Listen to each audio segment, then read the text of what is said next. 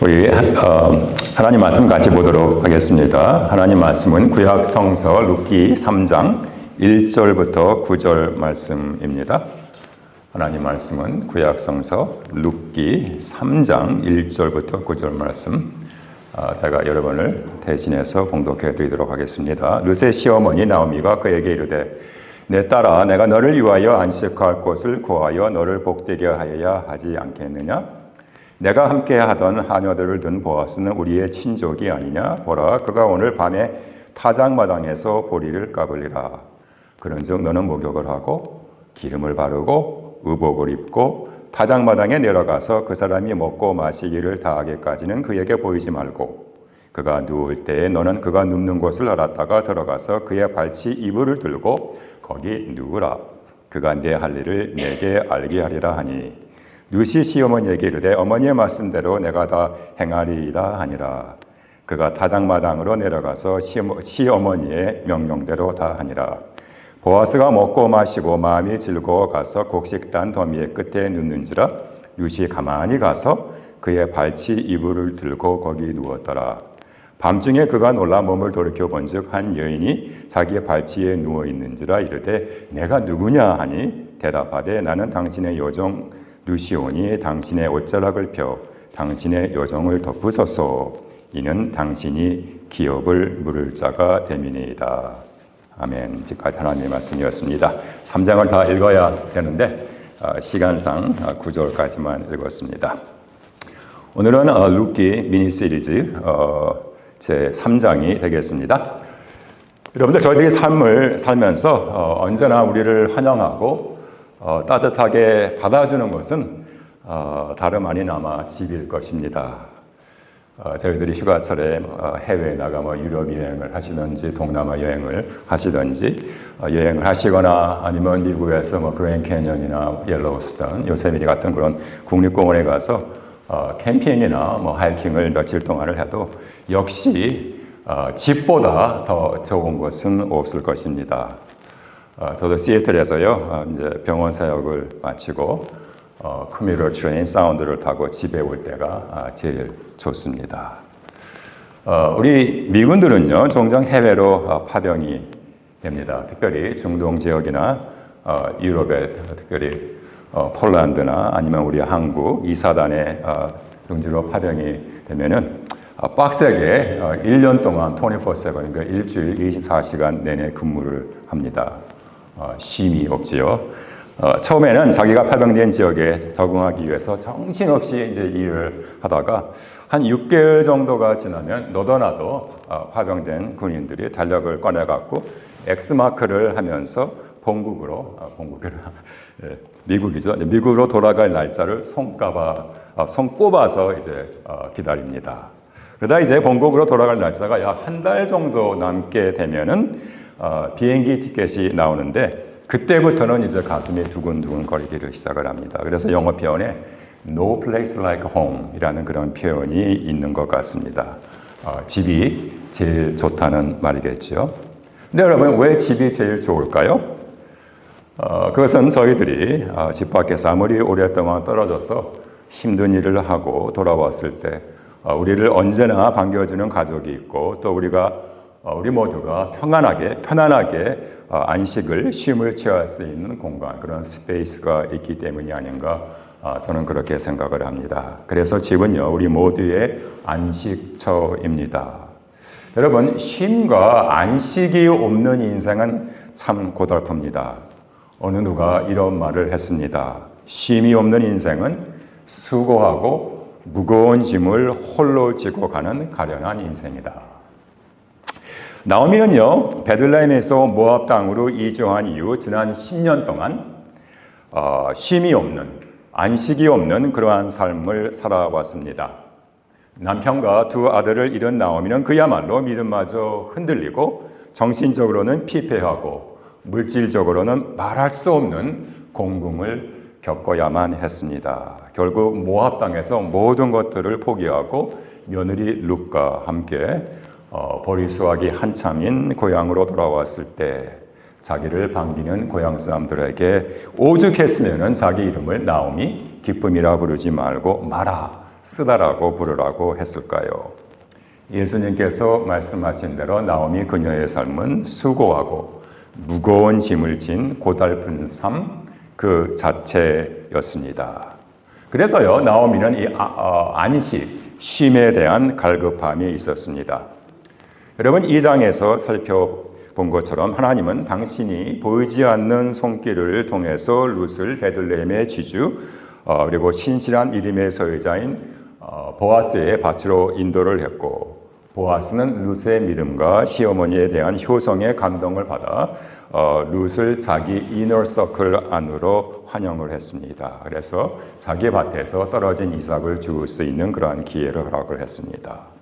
그런데 묘하게도요, 이 보아스가 바로 나오미의 죽은 남편 엘리멜렉의 가장 가까운 친척, 그래서 나오미에게 후사를 잇게 할 수 있는 그런 사람들 중에 한 사람이었습니다. 이 사실을 기억한 나오미는 무엇보다 먼저 믿음 하나만 갖고서 자기를 따라온 룻에게 안식처를 마련해 주기를 원했습니다. 우리는 본문 3장 1절에서 바로 이 안식처에 대한 나오미의 갈급함을 볼 수가 있습니다. 룻의 시모 나오미가 그에게 이르되 내 딸아 내가 너를 위하여 안식할 곳을 구하여 너로 복되게 하여야 하지 않겠느냐? 어느 영어 성경에서는 이 안식처 혹은 이 안식할 곳을 홈으로 번역을 했습니다. 집으로 번역을 했습니다.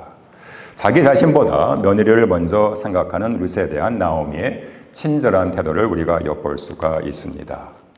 결론은요, 쉽게 말씀을 드리면은 보아스가 룻과 결혼을 하면은 됩니다. 보아스와 룻이 만드는 바로 그 가정, 그 홈, 그 패밀리가 룻과 나오미가 육체적으로, 영적으로, 정신적으로 안식할 곳입니다. 그래서 오늘 저는 오늘의 사순절 첫 주일인데 여러분과 함께 이 안식처에 대해서 한번 살펴보기를 원합니다. 여러분 1장에서 기억이 나시나요? 저희들 귀에는 아주 낯설게 들리지만 고대 이스라엘에서는 형사취수 제도라는 풍습이 있었습니다. 형사취수 제도. 신명기 25장 5절부터 10절에 나오는 대로 형이 결혼을 했는데 아이가 없이 죽었어요. 그러면은 동생이 형수와 결혼을 해서 첫 사내 아이를 낳으면 형의 이름을 이어받게 하는 그러한 풍습입니다. 이 풍습은요, 나오미와 룻같이 참 어려운 환경에 있는 여성들에게 새로운 안식처, 새로운 홈을 제공할 수 있는, 어떻게 보면 오늘날 사회복지제도와 같은 그런 역할을 했습니다. 그런데 이 형사취수 풍습은 신약 시대까지 이어온 것 같습니다. 저희들이 복음서를 읽으면 어느 날 사두개인들이 예수님께 찾아와서 다짜고짜 물었습니다. 새 번역입니다. 선생님, 모세의 법에는 형이 자식 없이 아내를 두고 죽으면 그의 동생이 형수와 결혼하여 형의 대를 이어야 한다고 했습니다. 그런데 7 형제가 있었습니다. 맞이 결혼하여 살다가 자식 없이 죽고 둘째와 셋째도 형수와 살았으며 7이 다 그렇게 하여 자식이 없어 죽었고 마침내 그 여자도 죽었습니다. 이렇게 7 형제가 모두 한 여자와 살았으니 부활할 때, 예수님 부활할 때 그 여자는 누구의 아내가 되겠습니까? 라고 예수님께 물었습니다. 사실은요, 이 사두개인들이 바로 이 형사취수 제도를 빙자해서 예수님을 시험했던 것입니다. 제가 볼 때 이 질문에는 2가지 함정이 있습니다. 예수님께서 대답을 못하시면 예수님의 권위가 물론 땅에 뚝 떨어지게 되고요. 또 잘못 대답하시면 모세의 권위에 도전하는 그런 모양새가 됩니다. 이래저래 사두개인들이 군중들을 선동하기 위해서 쓴 수단입니다. 네, 여러분, 예수님 대답 너무 잘 아시죠? 예수님은요, 재치 있게 사두개인들이 부활을 믿지 않는 것을 아시고 우리가 부활한 후에는 더 이상 시집가는 일도 없고 장가가는 일도 없고 또 하나님 나라의 삶은 이 세상의 삶의 양식과 완전히 틀리다는 것을 말씀을 해 주셨습니다. 하나님은 산자의 하나님이시지 죽은 자의 하나님이 아니시라는 것입니다. 글쎄요, 제가 볼 때 우리 미국인들 사이키, 그 정신 아니면 미국인들 DNA에는 이 자유라는 개념이 아주 깊숙이 박혀 있습니다. 그런 것처럼요, 이스라엘 사람들 사이키 아니면 이스라엘 사람들 DNA에는 이 형사, 취습, 풍습이 아주 깊이 박혀 있었습니다. 그런데요, 만일 나오미처럼 남편도 죽고 두 아들마저 죽어버리면 어떻게 합니까? 대답은요, 가장 가까운 친족이 죽은 아들의 미망인과 결혼해서 졸지에 공궁에 빠진 친족들을 도와주면 됩니다. 그래서 이런 친족들을 친족 속량자라고 불렀습니다. 여러분, 이 당시에는요, 나오미는 이제 보리 수확이 끝나고 이제 추운 겨울이 오게 되면은 자기 죽은 남편 엘리멜렉의 땅을 팔아서 생계를 유지해야 할 아주 극한 상황을 맞이하게 됐습니다. 그 땅을 판 이후에는 더 이상 살 길이 막막하다는 거지요. 그러나요, 가까운 친족이 만일 미망인 룻과 결혼하게 되면은 땅을 잃어버릴 염려가 없고 무엇보다 아들을 낳으면은 나오미의 노후가 보장이 된다는 것입니다. 어떻게 보면 미국의 소셜 시큐리티보다 더 좋은 사회보장 제도였습니다. 그러기에 이 형사취수 제도는 이스라엘의 풍습이라기보다는 법이었고 의무였습니다. 이 법과 의무를 모르는 이스라엘 사람은 아무도 없었습니다. 보아스도 예외는 아닙니다. 하나님을 경외하는 보아스는 물론 이 법을 너무나 잘 알고 있었습니다. 자, 여러분, 어느덧 룻이 대지주 보아스의 밭에서 일을 한 지도 수개월이 흘렀습니다. 보아스는 언제나 성실하게 일하는 룻을 찬찬히 눈여겨보았고 무엇보다 룻의 믿음과 그녀의 효심에 아주 감탄을 했습니다. 이 룻의 보아스의 마음이 끌렸지만 나이가 많고 점잖은 보아스가 룻에게 다가간다는 것은 이 문화권에서는 힘든 일이었습니다. 이런 상황에서 우리는 또 한 번 하나님의 보이지 않는 섭리의 손길이 움직이고 있는 것을 볼 수가 있습니다. 나오미는요, 어느 날 룻에게 보아스가 재혼할 새 남편감으로 손색이 없다는 것을 이제 넌지시 일러줍니다. 그런데요, 나오미, 룻, 그 다음에 보아스 이 세 사람 중에서 형사 취수 제도에 대해서는 듣기는 하였지만 그래도 잘 몰라서 어리버리한 사람은 아마 모압에서 온 룻이었을 것입니다. 어렴풋이나마 룻은 자신이 보아스와 결혼을 해서 첫 아들을 낳으면 이 아들이 나오미의 아들이 될 것을 알았습니다. 또한 보아스가 자기보다 훨씬 나이가 많다는 것도 알고 있었습니다. 그러나 룻은 나오미의 말에 믿음으로 순종을 합니다. 자기 자신보다 나오미를 먼저 생각하는 룻의 친절한 태도를 볼 수가 있습니다.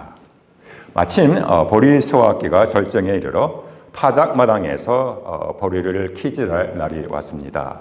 이 날이 되면 온 일꾼들이 이제 모여서 타작을 하고 보아스는 기분이 좋아 밤 늦게까지 먹고 마신 후에 집에 가지 않고 타작마당에서 잠을 청할 것이라는 정보가 나오미의 귀에 들어왔습니다. 이에 나오미는 바로 이날 룻을 코치하고 룻을 위해서 플랫을 짭니다. 우선 계획을 짭니다. 마치 군사 비밀 작전 계획을 짜는 것 같습니다. 먼저 룻에게 목욕을 하고 향수를 바르고 고운 옷으로 몸을 단장할 것을 그렇게 말합니다. 그리고 밤늦게 아무도 모르게 타작마당으로 침투를 해서 보아스의 일거수일투족을 보면서 상황을 살펴보라고 이야기합니다. 그러다가 보아스가 잠이 들면 그의 발치를 들고 가만히 누울 것을 알려줍니다. 그 후에는 룻이 할 일을 보아스가 다 알아서 알려줄 것이라고 말합니다. 근데 여러분, 어떻게 나오미는 보아스가 다 알아서 룻이 해야 할 일을 말할 것을 알았을까요? 제가 볼 때 기도하는 나오미는 보아스의 신앙을 잘 알고 있었습니다. 특별히 자기의 형편을 아는 보아스가 가까운 친족으로서 형사 취수 의무를 행해줄 것을 믿었던 것입니다. 이에 룻은 나오미가 일러준 대로 행합니다. 시모나 며느리나 믿음이 보통이 아닙니다. 여러분 어떻게 생각을 하십니까? 그래도요, 일이 혹시라도 잘못되면 룻이 정말 이상한 여자로 오해받을 처지가 많습니다. 여기서 우리는 룻의 모험적인 믿음이 행동으로 움직이는 모습을 볼 수가 있습니다. 나오미에게 당신의 하나님이 나의 하나님이라고 선포한 룻은 모든 것을 다 하나님께 맡깁니다. 마치 에스더의 죽으면 죽으리이다 라는 식의 믿음입니다.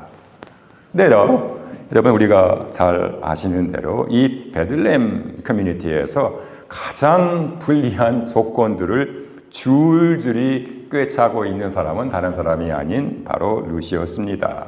룻은 외국인이지요, 여성이지요, 특별히 아들이 없는 과부이지요. 물론 사회적인 지혜도 돈도 명예도 아무것도 없습니다. 그녀가 갖고 있는 단 한 가지는 이스라엘 언약의 하나님을 믿는 믿음. 그 믿음으로 룻은 자기의 인생을 걸고 돌진을 합니다. 히브리서 기자는 믿음은 바라는 것들의 실상이요 보이지 않는 것들의 증거라고 했습니다. 물론 여기서 바라는 것들은 내 개인 사역을 위해서 바라는 것이 아니라 하나님께서 바라는 것들입니다. 여러분, 하나님은요, 당신이 바라시는 것들을 이루기 위해서 여러분과 우리들의 믿음을 쓰십니다. 그래서 믿음은 반드시 행동으로 표현이 됩니다. 저희들은 오늘 본문 7절부터 9절 말씀을 통해서 룻의 믿음이 어떻게 행동으로 움직여지고 있는 것을 볼 수가 있습니다. 보리 타작이 끝난 후에 보아스는 실컷 먹고 마시고 기분이 좋아서 보리 낯가리 곁에 자리를 깔고 깜박 그냥 누워서 잠이 들어버렸습니다. 이 틈을 타서 룻은 시어머니가 코치한 대로 살금살금 보아스 곁으로 가서 발치를 살짝 들고 그곳에 누웠습니다. 이제 한밤중이 되어 한기를 느낀 보아스가 잠이 깨어 돌아 눕는데 웬 여자가 자기 발치 끝에 누워있는 것을 보고 깜짝 놀라 누구요? 하고 묻습니다. 이에 룻이 대답을 하는데요. 재미있는 것은 이것은 나오미가 룻에게 보아스가 이렇게 말하면 이렇게 대답하라고 그렇게 말한 스크립에는 없는 말입니다. 우리가 소위 말하는 off 스크립입니다. 룻이 보아스에게 겸손하게 대답을 합니다. 나는 당신의 시녀 룻이오니 당신의 옷자락으로 시녀를 덮으소서. 당신은 우리의 기업을 물을 자가 됨이니이다. 쉽게 말하면요, 지금 룻이 보아스에게 결혼 신청을 하고 있습니다. 나와 결혼해서 나오미와 자기를 속량해 달라는 말입니다. 그런데요, 여기서 우리가 주목해야 될 말은 바로 룻이 말한 당신의 옷자락으로 시녀, 또 다른 우리 한국어 성경 표현에는 당신의 종을 덮으소서입니다. 룻의 지혜와 믿음을 볼 수 있는 장면입니다. 당신의 옷자락으로 시녀를 덮으소서라는 룻의 말을 들은 보아스는 바로 즉각 자기가 룻에게 한 말을 기억을 했습니다. 여러분, 이 장에서요, 보아스가 룻의 믿음을 칭찬할 때 한 바로 그 말이었습니다. 내가 이스라엘 하나님 날개 밑으로 보호를 받으러 왔구나. 룻이 나오미를 따라 자기 나라 모압 땅을 등지고 베들레헴으로 온 것은 바로 룻이 이스라엘 하나님 날개 밑으로 보호를 받으러 온 것이고, 그러기에 하나님께서 룻을 보호하시고 또 룻에게 넉넉하게 갚아 주실 거라는 말입니다. 여러분, 이게 무슨 말입니까?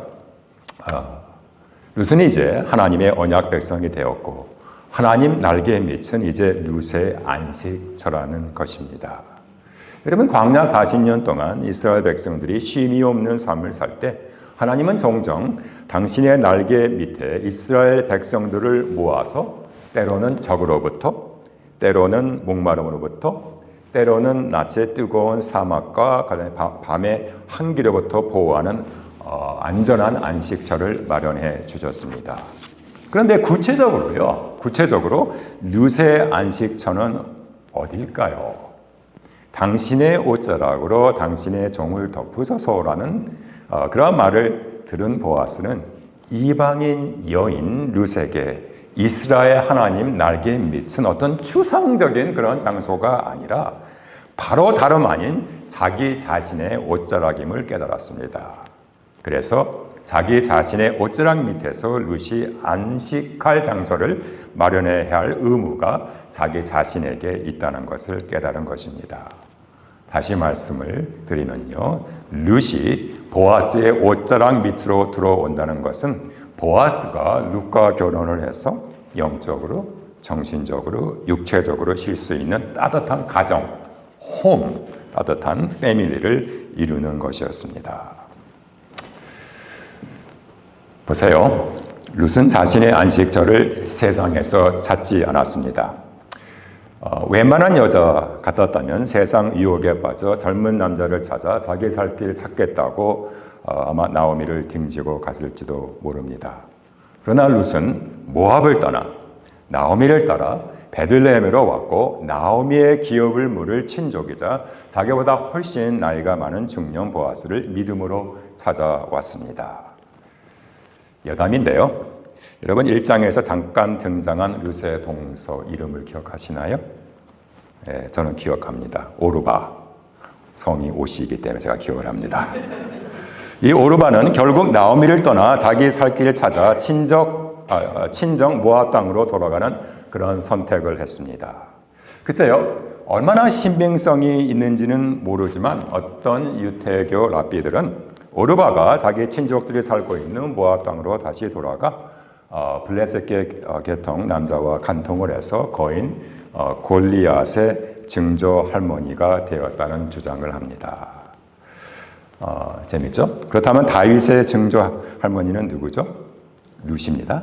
결국 이스라엘 선택한 룻의 자손 다윗과 모압을 선택한 오르바의 자손 골리앗이 3세대 뒤에 격전지에서 만나는 일이 벌어지게 된 것입니다. 얼마나 신빙성 있는지는 저도 잘 모르겠습니다. 아무튼요, 보아스는 자기를 찾아온 룻을 11절에서 현숙한 여인이라고 부르면서 칭찬을 아끼지 않습니다. 세 번역입니다. 룻, 이제부터는 걱정하지 마시오.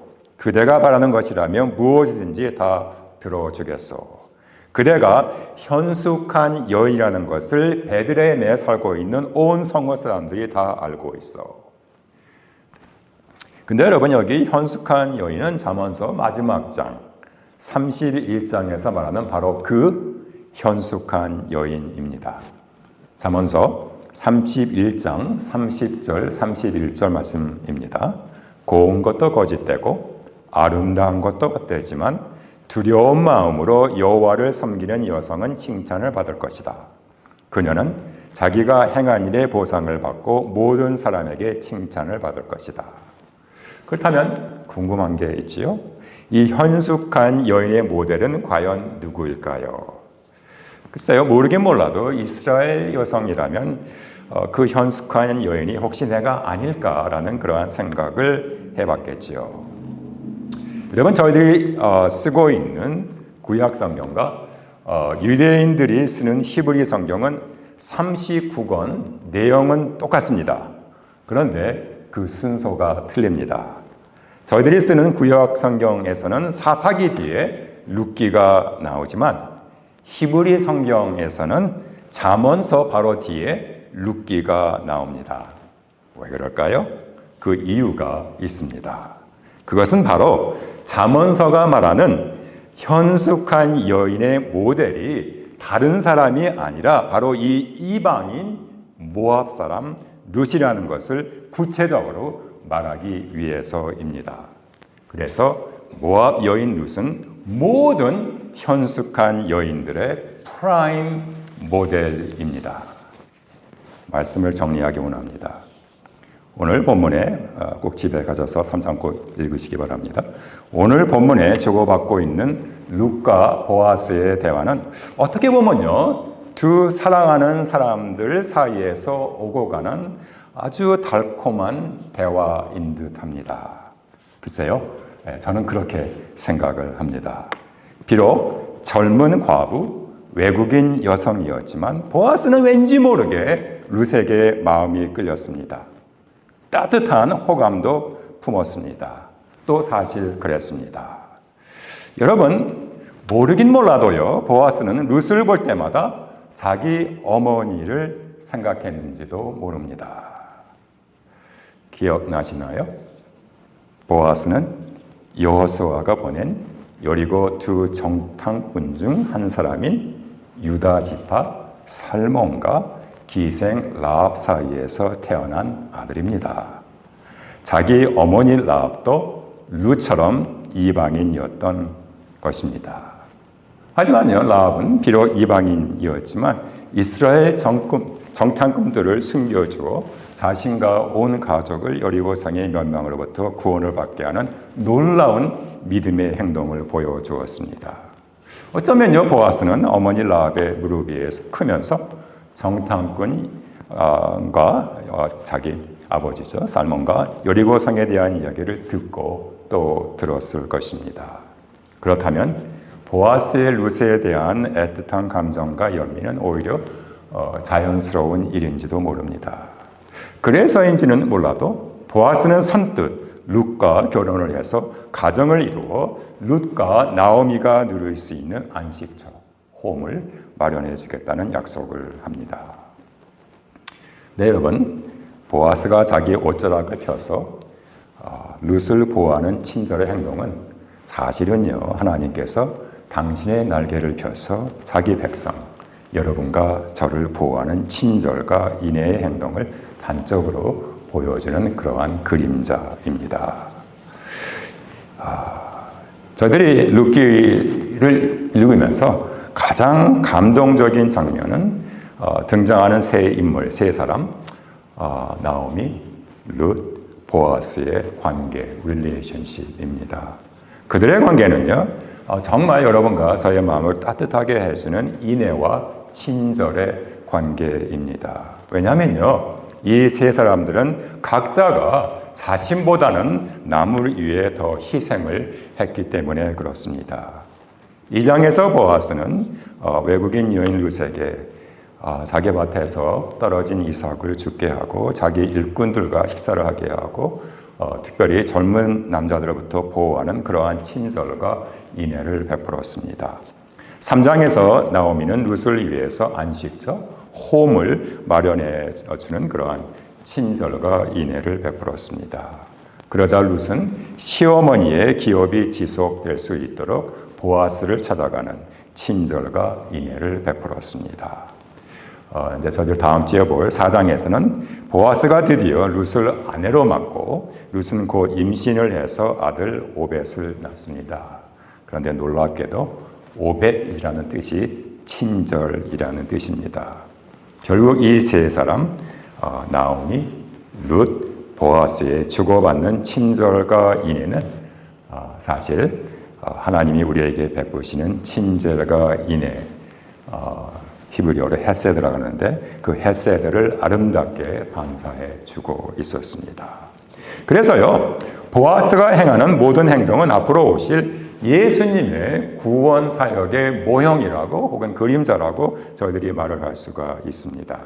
마치 보아스가 전혀 희망이 없는 이방 여인, 외국인 룻을 신부로 맞아 룻의 안식처를 마련해 준 것처럼 예수님께서도 전혀 가망이 없고 희망이 없는 여러분과 저를 신부로 맞이해서 우리의 안식처를 마련하셨습니다. 보아스가 자기 겉옷으로 룻을 덮은 것처럼 예수님도요, 당신의 겉옷으로 우리를 덮으십니다. 에스겔 선지자의 말입니다. 그때 내가 지나가다 너를 보니 너는 한참 사랑스러운 때였다. 그래서 내가 내 몸 위에 나의 겉옷자락을 펴서 내 벗은 몸을 가리고 너에게 맹세하고 너와 언약을 맺어서 너는 나의 사람이 되었다. 여러분, 예수님은요, 우리 한 사람 한 사람을 사랑을 하셔서 벌거벗은 몸으로 자진해서 십자가에서 돌아가셨습니다. 그리고 당신의 겉옷으로 죄로 인해 벌거벗은 우리의 몸을 가리시고 우리와 새 언약을 맺어 우리를 예수님의 사람이 되게 하셨습니다.